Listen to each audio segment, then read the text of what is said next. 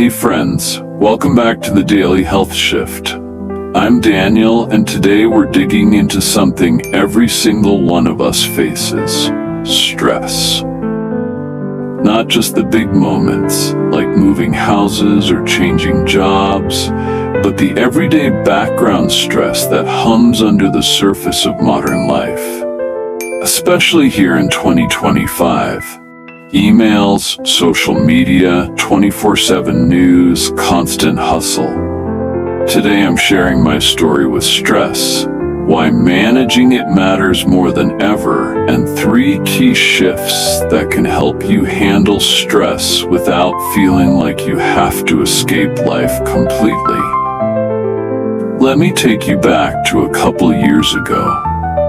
I was that person who thought, stress is just part of being successful. I wore it like a badge. Working late, saying yes to everything, trying to grow my YouTube channel while running a side business, helping my family. It all stacked up. But I told myself it was normal, until my body told me otherwise. One night I was editing a video, 2 a.m., and suddenly my chest felt tight. My heart raced. I couldn't catch my breath. I thought I was having a heart attack. Turns out it was a panic attack. Stress had gone from background noise to full system overload. That was my wake-up call. So why does stress feel so different now? Because it's constant. Our ancestors had bursts of stress: hunting, danger, survival, then rest.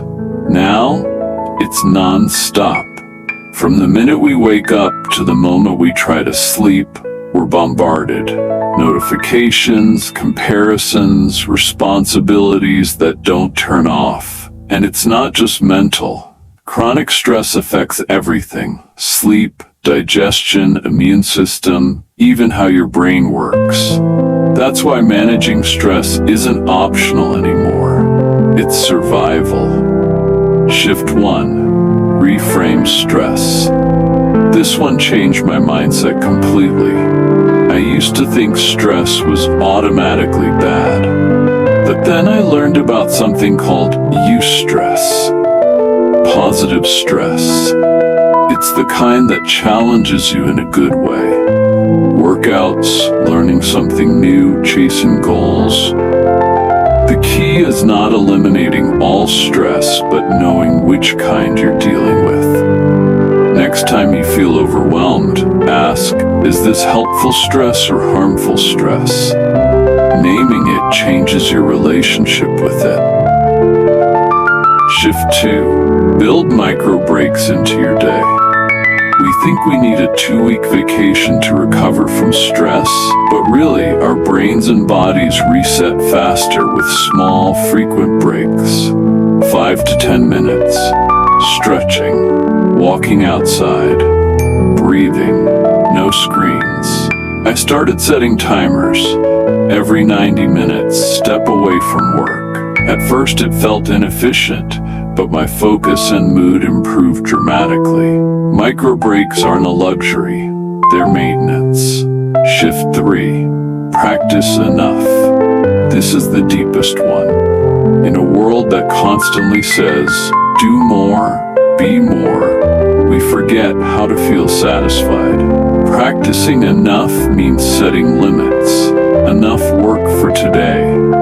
Enough scrolling. Enough tasks. It means closing the laptop at 6 p.m. even if there's more to do.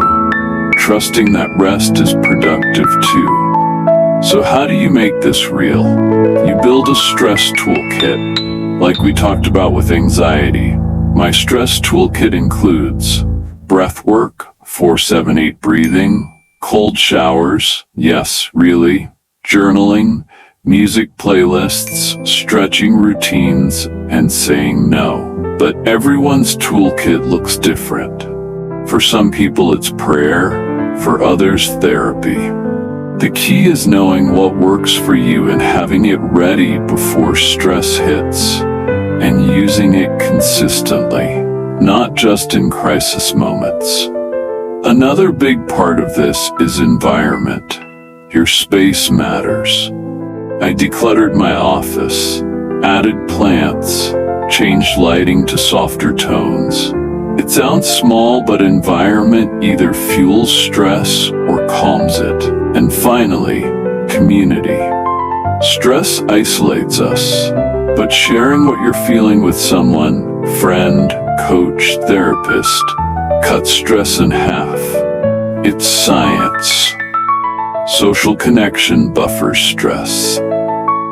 Alright friends, that's it for today's episode. If this resonated with you, let me know. Drop a comment, leave a review, share it with someone who's feeling overwhelmed.